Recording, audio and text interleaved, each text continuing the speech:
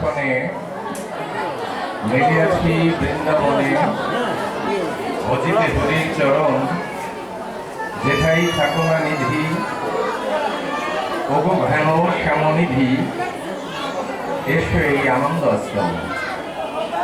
দয়াল তুমি যদি এসো এবে দুঃখ ব্যথা দূরে যাবে, নিরানন্দের নাহি অবকাশ। যুগ যুগ মনি ঋষি থাকে মগ্ন ধ্যানে বসি, দেখিতে মুরলীধারী বেশ। ভোলা খেলা সব ফেলে যে নাম মুখে নিলে, বাসনার থাকে না তোলেশ। পাতিয়া ভক্ত বাসর মিলাইয়া প্রেমের আসর, করিয়াছি দিন আয়োজন শান্তি শক্তি সঙ্গে করি। এসো তুমি বংশীধারী অধমেরে করিতে গ্রহণ। ওচরণ ছাড়া প্রভু নাহি আসা অন্য কভু, একচিত্তে শুধাই তোমারে ক্ষমে মম অপরাধ। কোলে নাও প্রাণনাথ ঠাই দাও চরণ পরে। হরিভক্ত এ ধামে মত্ত হরি নামে, হরি হোক একমাত্র সার। থাকো চিরকাল ধরে এ মহাধাম পরে, ভক্ত হোক নিত্য ধামে পার। হরি হরি বল সবে যত পার উচ্চ রবে, পূর্ণ হোক এ তীর্থধাম।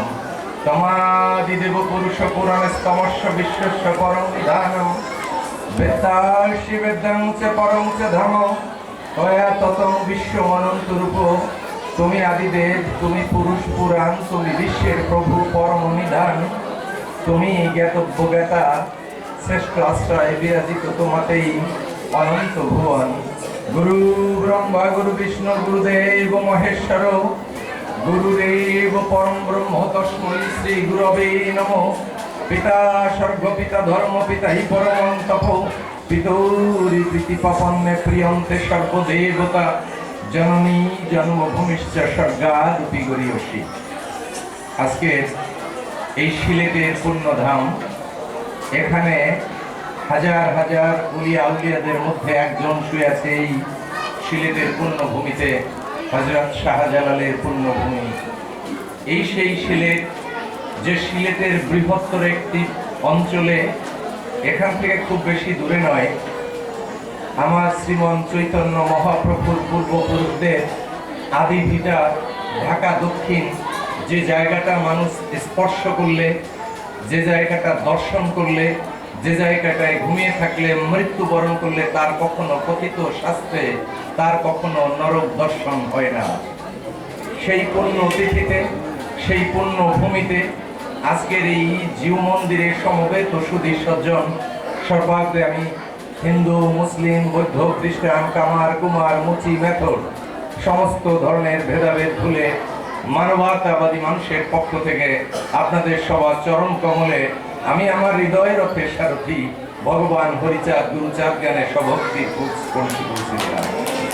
আজকে আপনার ক্লাব দেওয়ার দরকার নেই, আমি একটু লীলামৃত নিয়ে আলোচনা করব, আমার ঠাকুরের দর্শন নিয়ে আলোচনা করব। আপনারা ক্লাব করে দেবেন, সমস্যা নেই।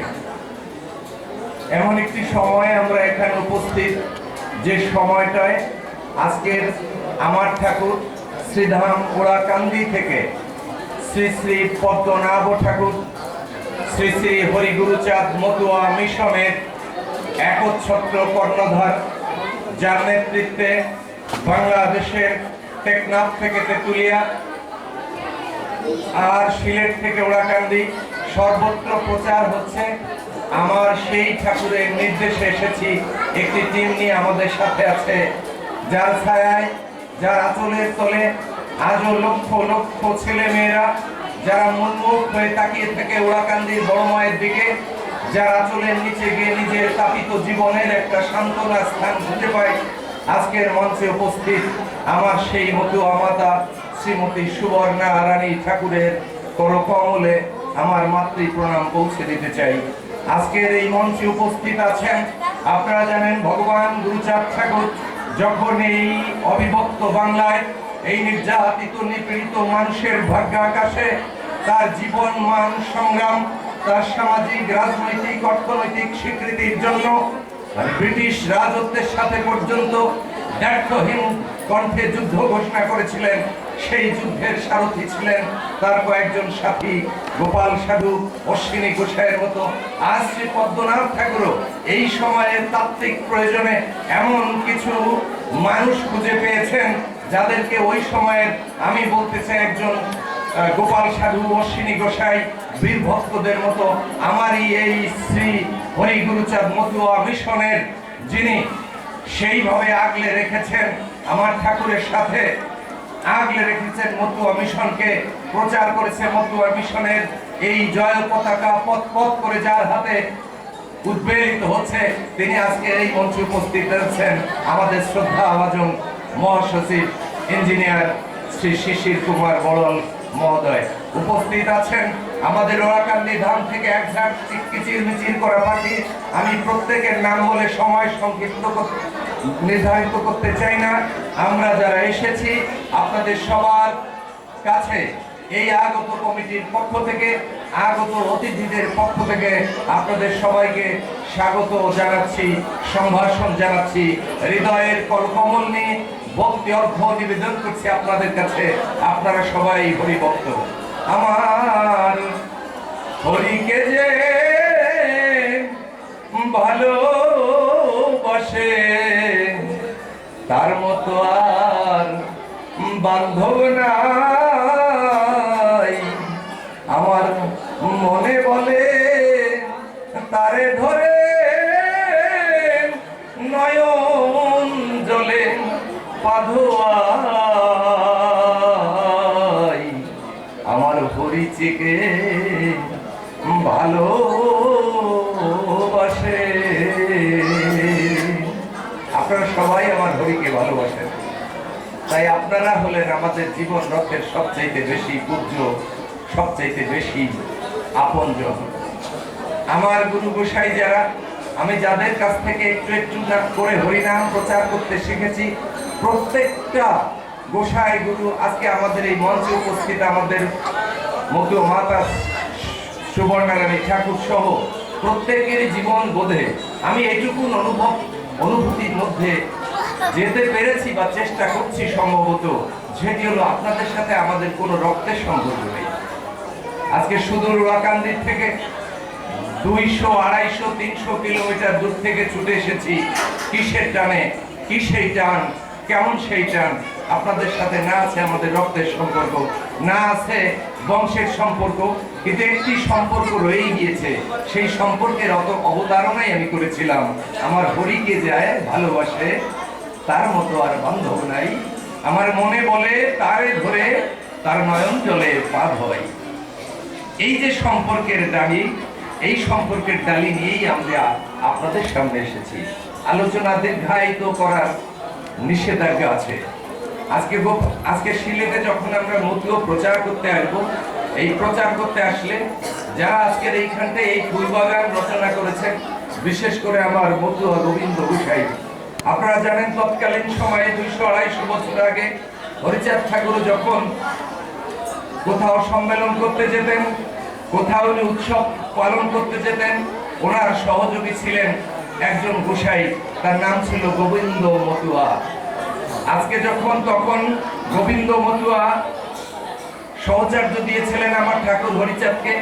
আজকে ওরাকান্দির ঠাকুর শ্রী শ্রী পদ্মনাভ ঠাকুর যখন মতুয়ার বারোটা সারা পৃথিবীতে ছড়িয়ে দিচ্ছেন, সিলেটেও সে একজন গোবিন্দ মতুয়া পেয়ে গিয়েছে। এটি একটি সময়ের সংযোগ, শুধুমাত্র প্রেক্ষাপটের পরিবর্তনে। তখন হরিচাঁদ ঠাকুর পেয়েছিলেন একজন গোবিন্দ মতুয়া, আজকে পদ্মনাথ ঠাকুর, ইঞ্জিনিয়ার শিশির কুমার বড়াল, শ্রীমতী সুবর্ণারানী ঠাকুর পেয়ে গিয়েছেন সিলেটের এই পাহাড় ঘেরা অঞ্চলে একজন গোবিন্দ গোসাই। আমি প্রণাম জানাই, আমি শুভেচ্ছা জানাই, আমি স্বাগত জানাই এই পাহাড় ঘেরা এই অঞ্চলটায়, যেখানে আমাদের অঞ্চলের মানুষ বলে পাহাড়িয়া মানুষ মানে একটু কঠিন হৃদয়ের অধিকারী হয়। সেই কঠিনত্বের মাঝখানে আমার মতুয়ার মতবাদ প্রচার করতে গিয়ে কি জানি কত কষ্টে, তার মুখখানি দেখেই কালকে রাত্রেই আমি বুঝেছিলাম এই মানুষটি এই জায়গায় বসে কিভাবে কি পরিশ্রম করেছে।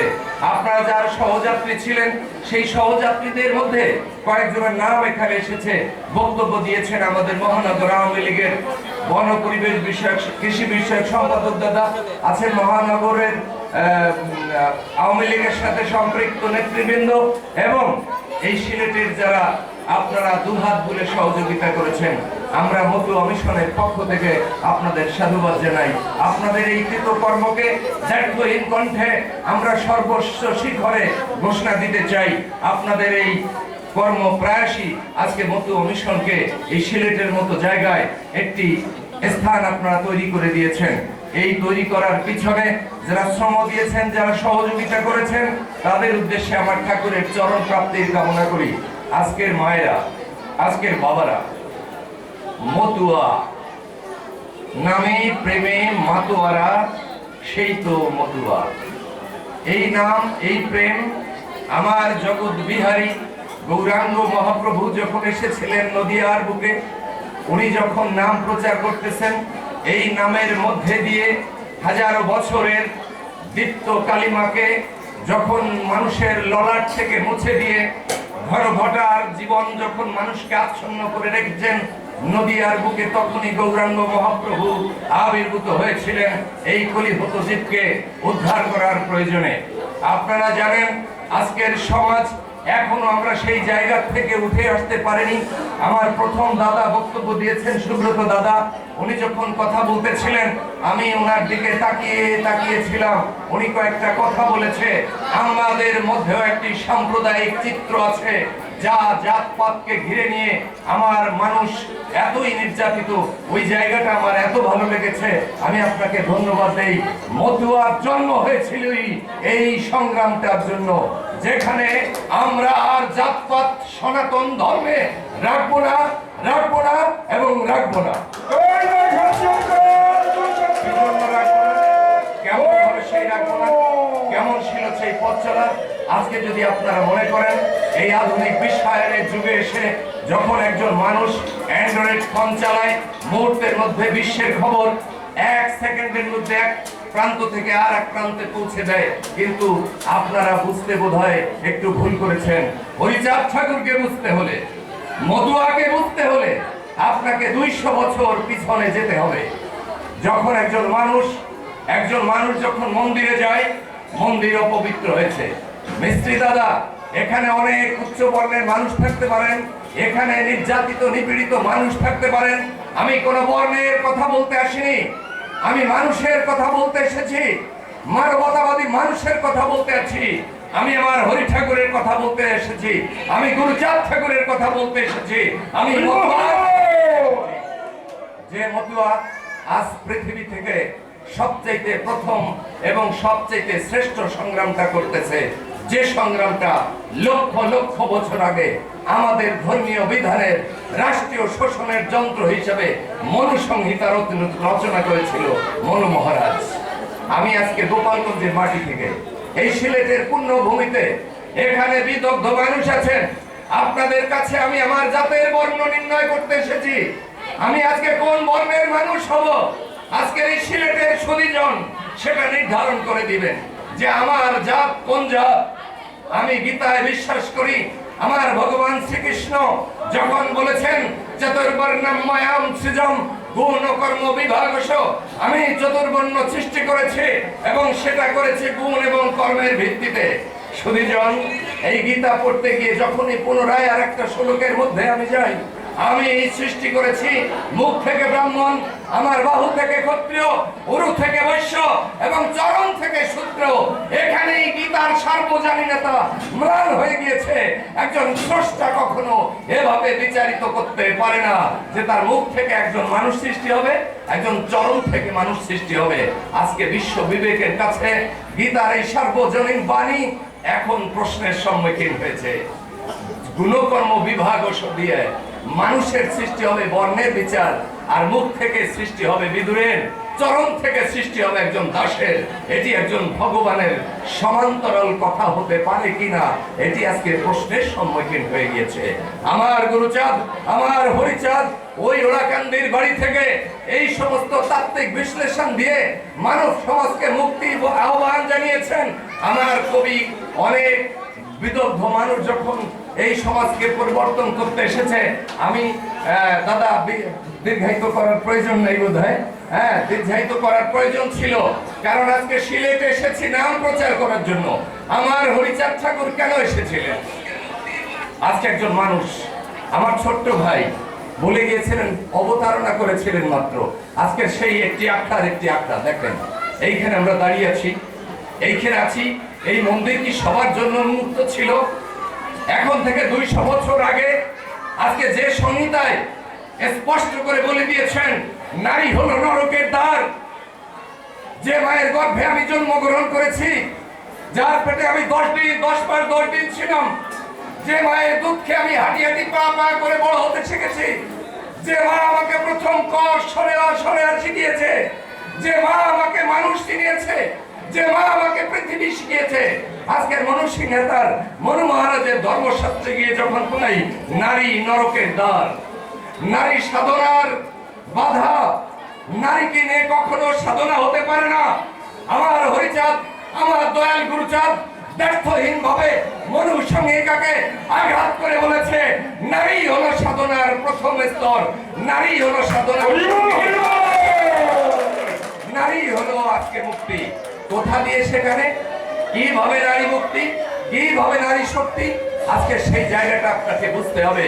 নারী কখনো নরকের দ্বার হতে পারে না।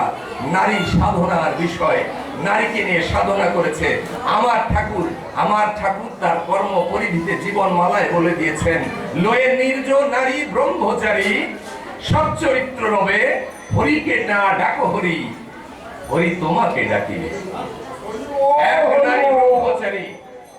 এক নারী ব্রহ্মচারী গৌরাঙ্গ মহাপ্রভু যখন এসেছিলেন, আবার শুরু হয়েছে সেই ব্রাহ্মণ্যবাদের জাতাকল।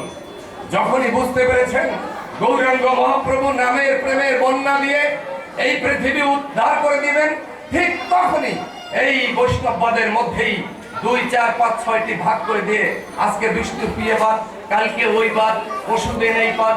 বিষয়টা একটু গল্প আকারে আপনাদেরকে না বললেই হয় না। আপনাদেরকে জাত পর্যন্ত উঠাই দেয় কারা, তাদের সম্পর্কে আমি ছোট্ট একটু অবতারণা দিয়ে তারপরে এই ব্যাখ্যাটা করে আমি শেষ করব। আমার হরিচাঁদ গুরুচাঁদ যে সংগ্রামটা করেছে, যে সংগ্রাম আজকে আমার পদ্মনাথ ঠাকুর করেন, যে সংগ্রাম আজকে শিশির বড়াল করেন, যে সংগ্রাম আমার মা করেন, সে কেমন? এটি কথা, ছোট্ট কথা। কালকে যখন আমরা রওনা দিই গোপালগঞ্জের মাটি থেকে, শোনেন, আমরা যখন খেতে বসেছি, আমাদের এই শ্রদ্ধেয় মাতা খাবার দিয়েছে। খাবার দিলে একটু ব্যস্ততার কারণে আপনাদের কাছে এই পৃথিবীর কোন গুরু গোসাই গোবিন্দের নাম জানা আছে নাকি, যে ভক্তের এটো ভাত খাইয়ে রওনা দেয়? এই যে মা দেখেন বসা এখন, আর যার এটো কালকে খেয়ে উনি রওনা দিয়েছেন, সে ওই যে ভিডিও করতেছে, দেখেন ওর এটো ভাত খেয়ে মা কালকে ওড়াকান্দির থেকে সিলেটে রওনা দিয়েছে, কারণ ও তার সন্তানের সাথে ভাত খেয়ে বলছে তুই ওইগুলোই খাবো আমি। আজকে জাতপাত নিয়ে কথা বললে অনেক দৌড় উঠবে বাবা। জাতপাত নিয়ে যদি সংগ্রাম করতে যাই, সেই সংগ্রামের মূলধারা অনেক আগে। এটা কখনোই ধর্মীয় কারণ ছিল না, কারণ ছিল একটি রাষ্ট্র শাসন আর শোষণ। এর বাইরে ধর্ম কখনোই রচিত হয়নি। যে ধর্মের রচনায় শুধুমাত্র এই অপকৌশল ছিল, সেইখান থেকে হরিগুরুচাঁদ যাত্রা শুরু করেছেন, বর্ণবাদের বিরুদ্ধে প্রথম কুঠারাঘাত করেছে। আমি কবিতার ভাষায় বলে যেতে চাই, মানুষ রূপে সবাই যদি ধরার মাঝে এলাম, বিভেদের জাল বুনে কেন উঁচু নিচু হলাম। কিছু হলো ব্রহ্মজ্ঞানী, কিছু হরিজন, আমরা হলাম মানুষের রাজা, বলে ব্রাহ্মণগণ। হিন্দু বলে যদি পরিচয়, কিসের নমশূদ্র, কিসের ব্রাহ্মণ, কিসের ক্ষত্র, কিসের শূদ্র, কিসের ঘোষ, কিসের বোস। হিন্দু বলে যদি পরিচয়, কিসের নমশূদ্র, মনের মাঝে শয়তান পুষে মনটা করেছি ক্ষুদ্র। সুতমার্গ ঝটিয়ে ভাই ভেদে ঝেটিয়ে বিদায় করি। অবহেলিত পদদলিত আছে যত নার নারী, ভাঙতে হবে ওই কঠিন বেড়ি, ঐক্যের গান ধরি। ওদের মোরা দাস হয়েছি, হয়েছি ভোগ্যপন্ন, পদধৌত জল খেয়েই ভেবেছি হলাম ধন্য। মুসলিম খ্রিস্টান জৈন শিখ ওদের তরেই হলো, ছুঁয়ে খেয়ে জাত দিয়েছে তাই তাড়িয়ে দিল। কুকুর বিড়াল ওদের কাছে সমাদর যা পায়, মানুষ হয়েও পায়নি কভু ওদের বিচারালয়। পাজি পুতি শোষণ করে বানিয়েছে মনের মতো, লুটেছে ওজা হাজারে হাজারে, অস্পৃশ্য আছে যত। পৈতা ওদের দেয়নি ঈশ্বর, দেয়নি গলে পরি, বানিয়েছে ওরা নিজের হাতে বাজারে সওদা করি। নবগুণে গুণী হলে ব্রাহ্মণ যদি হয়, ওদের মাঝে আছে কি তাহা কিসের পরিচয়? পূজা পার্বণ শ্রাদ্ধ আদি কেবল ভাওতাবাজি, করেছে আশিস বস্তায় বস্তায় ভণ্ড ব্রাহ্মণ সাজি। কাঁচা পাকা ফলে মূলে সাজিয়ে ভোগের থালা, ফুল ছিটিয়ে বলছে গুরু তোমার পূজা ছাড়া। এমনি করে 12 মাসে 13 পার্বণ ধরে স্বর্গরাজ্য করেছে তৈরি আমায় ফকির করে। আর দেব না সুযোগ ওদের, এবার নব বুঝে আম্বেদকর দিয়েছে মন্ত্র, পথ পেয়েছি খুঁজে। হরিচাঁদের আশিস বাণী আছে গুরুচাঁদ, এবার ওদের শিক্ষা দিতে পারতে হবে ফাঁদ। শত শত বছর ধরে নিয়েছ লুটে পুটে, সুদে মূলে হিসাব করে লইতে হবে বুঝে। আর রবনা নিচু হয়ে ওদের শাসন করে, নিজের কর্ম নিজে করে সমাজ লব গড়ে। এই হলো আমার ঠাকুরের আদেশ ছিল, এই হলো আমার ঠাকুর। আজকে এইখানে যে মা বসে আছে, এইখানে যে ঠাকুররা আসে, এইখানে যে গোসাইরা আসে, এইখানে যে মতুয়ারা আসে, একজন ব্রাহ্মণ 9টা গুণ নিয়ে তারা ব্রাহ্মণ হয়। একজন মতুয়া লক্ষ লক্ষ গুণের অধিকারী বিলায় সে মতুয়া হয়। হাজার হাজার গুণের সমষ্টিতে মতুয়া হয়। একজন গোসাই একজন গুরু নয়, একজন গোসাই মানবতার মুক্তিদাতা, একজন গোসাই নেতৃত্ব নিয়ে আসে সমাজ পরিবর্তনের, প্রেক্ষাপট পরিবর্তনের। আজকের আমরা সারা বাংলাদেশের দিকে যদি তাকাই, আজও আপনারা কিছু মনে করবেন না দাদা। এইখানে এসেছি দেখেন, আপনাদের সবার মুখ দেখে আমি আমার মায়ের প্রতিচ্ছবি দেখতে পাই, আমি আমার বাবার প্রতিচ্ছবি দেখতে পাই। এখানে যারা 2.5 হাত 3.5 হাত কাপড় পরে এসেছেন, আপনারা যারা বাড়িতে গিয়ে শুধুমাত্র গামছা পরেন, আপনাদের দেখলেই মনে পড়ে আমার বাবার কথা। এই শ্রেণী এখনো আপনাদেরকে নিয়ে এই বাংলাদেশের প্রেক্ষাপটে, বাংলাদেশে শুনেছি গভর্নমেন্ট বলে যত মাইনরিটি আছে, যদি 1 কোটি থাকে, যদি 2 কোটি থাকে, অনলি 5% থেকে 6% মানুষ যারা এই জাতপাতকে বিশ্বাস করে, যারা এখনো ব্রাহ্মণ্যবাদী কবল থেকে ছুটে আসতে পারে নাই, তারা আজকে রাষ্ট্রীয় যন্ত্রের প্রশাসনের অধিকারে থাকে। আপনারা কি হয়েছেন? আপনাদেরকে কি হয়েছে আপনাদের বলেন? আজকে গোপালগঞ্জ বলেন, সিলেট বলেন, মৌলভীবাজার বলেন, চিটাগাং বলেন, খুলনায় বলেন, সাতক্ষীরা বলেন, নির্যাতিত নিপীড়িত মানুষের কর্ণধার যারা বসে থাকে, আমার ভোট, আমার মানুষ, আমার ডাঙ্কা, আমার তোলাই, আর মাতুব্বরি করবে উনি। আমার মানুষ কখনো তাদের কাছে যাবে না। এই জায়গাটায় ভাঙতে এসেছে হরিচাঁদ গুরুচাঁদ ঠাকুর। কি হতে হবে? আজকে সব জায়গায় প্রধান অস্ত্র হতে হবে শিক্ষা, শিক্ষা, শিক্ষা আর শিক্ষা। এই শিক্ষার কোনো বিকল্প নেই, শিক্ষার কোনো অর্জন নেই। আপনাদের মুখের দিকে, আপনাদের চোখের দিকে আমি তাকালে বুঝি আপনার কয়টা ছেলে মেয়ে স্কুলে যাচ্ছে, আপনার ছেলে মেয়েরা কোথায়। আপনাকে নজর দিতে হবে প্রথম। এই আপনি একজন মতুয়া, আপনি একজন মতুয়া হতে চান, যদি চান তাহলে প্রথম সংস্কার আমার গুরুচাঁদ ঠাকুরের শিক্ষা সংস্কার। এই শিক্ষা থেকে আপনাকে শিক্ষা অর্জন করতে হবে, শিক্ষাকে ধারণ করতে হবে, শিক্ষাকে পোষণ করতে হবে। তাহলে আপনি বেদ পড়তে পারবেন, গীতা পড়তে পারবেন, বাইবেল পড়তে পারবেন, লীলামৃত পড়বেন। কারণ আজকে যারা আমরা এটা ছিলাম না, তারাই একদিন এই মন্দিরের দরজা আমার জন্য বন্ধ ছিল। কথিত শূদ্রের সন্তান বিধায় আমি দুর্গা মন্দিরে উঠতে পারিনি। আমার স্পর্শে আমার ভগবান কৃষ্ণ লাঞ্ছিত হয়ে গেছে, আমার স্পর্শে আমার ভগবানের জাত দিয়েছে, আমার স্পর্শে মন্দির আমার গঙ্গা জল দিয়ে ধুইতে হয়েছে। অথচ আমি একজন মানুষ, অথচ আমি একজন মানুষ, আমারই স্পর্শে ভগবান সেদিন অপবিত্র হয়ে গিয়েছে। সিলেটবাসী আপনারা বলেন, গীতার 18,670 সূক্ত আমার ভগবানের মুখ নিঃসৃত বাণী সর্বশেষ বাণীটি দিয়েছে, সর্বধর্মান পরিত্যাজ্যং মম একাং শরণং ব্রজ অহং তাং সর্বপাপেভ্যো মোক্ষয়িষ্যামি মা শুচো। একমাত্র আমাকে শরণাপন্ন হও, আমি সমস্ত কিছু থেকে মুক্ত করে দেব। এই বিষয়ে কোনো সংশয় রেখো না। গীতার সর্বশেষ কথাটি। এত গ্রন্থ, এত বই, এত শাস্ত্র পড়ে ফেললাম।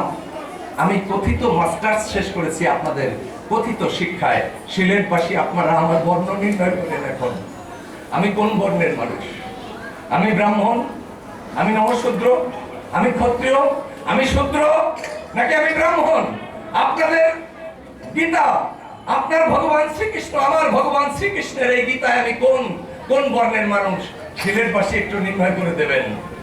যদি তাই না হয়, যদি না পারেন, তাহলে আমার ভগবান যা বলেছে, আমার ভগবান, আমার জগদীশ্বর হরি, আমার ভগবান গুরুচাঁদ ঠাকুর, এই জন্য এই যুগে যুগে পৃথিবীতে যত ধর্মের মানুষ এসেছে, প্রবক্তা এসেছে, মহামানব এসেছে, কেউ কোনোদিন ফিরে তাকায় নেই এই মানুষগুলোর মধ্যে যে ওরা শিক্ষা হারা, দীক্ষা হারা, পেটে ভাত হারা, নিরন্ন মানুষগুলোর দিকে কেউ ফিরে তাকায়নি।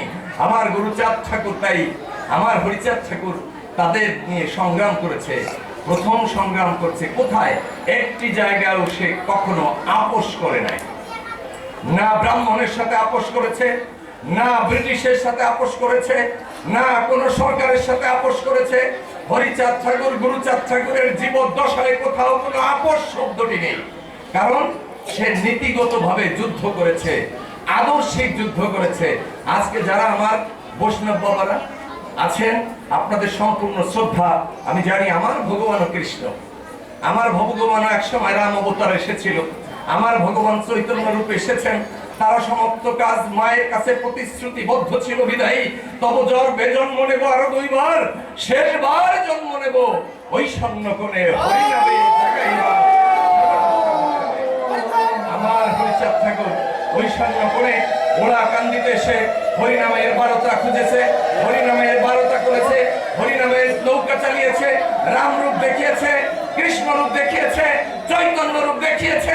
আপনারা একটি আসর এক সময় করেন, যেখানে ভক্ত বৎসল হয়ে আমরা সমাবিষ্ট হয়ে চৈতন্য চরিতামৃত থেকে লীলামৃতের অবগাহনে আজকের মধু মিশনের আন্ডারে, মধু মিশনের বিভাগীয় নেতৃবৃন্দ আছেন, ওরাকান্দির ধাম থেকে এসেছেন, আমার গোপালগঞ্জের মানুষ এসেছেন, আজকে আমাদের শিশিরদা এসেছেন।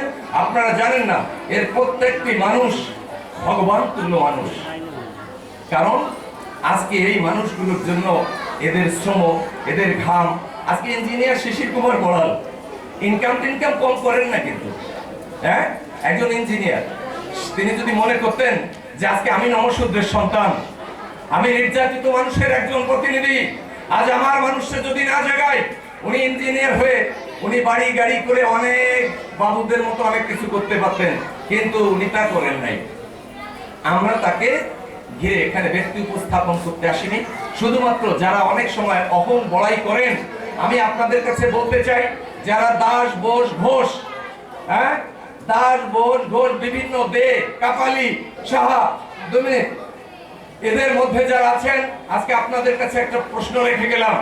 আজকে আপনি যে শিক্ষা পেয়ে আপনি গীতা পড়েছেন, যে শিক্ষা পেয়ে আপনি বেদ পড়েছেন, যে শিক্ষা পেয়ে ধর্মশাস্ত্র পড়তেছেন, আমার ছোট ভাই বলতেছিলেন আপনাদের বংশের, আপনাদের বাপ দাদা 14 পুরুষের একজন নাম বলেন 200 বছর আগে সে কখনো স্কুলে গিয়েছে। এই জায়গাটায় বলা 2 মিনিট কথা বলে শেষ করব। আমার গুরুচাঁদ ঠাকুর, আমরা আজও বিদ্যার দেবী ঠাকুরকে গিয়ে, আমার মা সরস্বতীকে গিয়ে এক বোতল, এক কলম, কি জানি ওই যে বলে দত, 1 দত দুধের মধ্যে একটা কুল ভরে রেখে অথবা একটা কলম দিয়ে বলি, মা আমার সন্তান পরীক্ষা দিতে গেছে, মা 14 বস্তা বিদ্যে দাও, পাস দাও। সেদিনও কিন্তু মা সরস্বতী বেঁচে ছিল। যেদিন বি.আর. আম্বেদকরকে গলায় ঘন্টা দিয়ে চলতে হয়েছে, যেদিন আমার মানুষকে স্কুলে যেতে ঘাট ধরে বের করে দেওয়া হয়েছে, আমার মানুষ স্কুলের বেঞ্চে বসেছে, শেষ বেঞ্চে, সেদিনও মা সরস্বতী ছিল। কিন্তু মা সরস্বতীর বুকে আঘাত লাগে নাই যে ও আমারও সন্তান, ও ওর শিক্ষার অধিকার আছে, ওরও শিক্ষার প্রয়োজন আছে। কিন্তু আমার গুরুচাঁদ ঠাকুর, ভগবান গুরুচাঁদ ঠাকুর দেখলেন আমার এই মানুষগুলোকে শিক্ষা দিতে হবে, তাই শিক্ষার ব্যবস্থা করলেন। আজকে আমি বেদ পড়েছি, আমি গীতা পড়েছি, আমি শাস্ত্র পড়েছি, অথচ আমার মানুষ হিসেবে জন্ম নিলেন ওরাকান্দির হরিচাঁদ ঠাকুর। আমি তাকে অবতার মানতে দ্বিধাবোধ করি। আপনার শিক্ষায় একটু ভুল আছে, আপনি আবার বাল্য শিক্ষা পড়েন, আবার এটা পোশাক প্রণীত ওই বাল্য শিক্ষার স্কুলে যান, আপনার জ্ঞানোদয় হোক এই প্রত্যাশা করি। আমার ঠাকুরের বারতা, এই হরিনাম সারা বিশ্ব যেমন পথ পথ করে উঠছে, আগামীতেও শ্রী শ্রী হরিগুরুচাঁদ মতুয়া মিশনের নেতৃত্বে আমাদের যোগ্য ঠাকুর শ্রী শ্রী পদ্মনাথ ঠাকুর, নির্বাহী সভাপতি শ্রীমতী সুবর্ণারানী ঠাকুর এবং আমাদের যুব সমাজের আইকন শ্রী ইঞ্জিনিয়ার শিশির কুমার বড়ালের নেতৃত্বে এই মতুয়া মিশন একটি অসাম্প্রদায়িক সংগঠন। যদি আপনাকে অসাম্প্রদায়িকতা শিখতে হয় তাহলে ওরাকান্দির ঠাকুর বাড়ি আসতে হবে। যদি অসাম্প্রদায়িক রাজনীতি বুঝতে হয় তাহলে মতুয়া হতে হবে। যদি অসাম্প্রদায়িকতা নিয়ে পথ চলতে হয় তাহলে হরিগুরুচাঁদ ঠাকুরের পায়ে আপনাকে প্রণাম জানাতে হবে। এই প্রত্যাশা করে আমি আজকের বক্তব্য এখানে শেষ করছি। সবাইকে ধন্যবাদ। সবার সাথে আবার দেখা হবে, ডাকলেও দেখা হবে, না ডাকলেও দেখা হবে। কারণ বিদুর যখন একবার সিলেটে এসেছে আর সিলেট আসা বাদ দেবে না। ধন্যবাদ সবাইকে।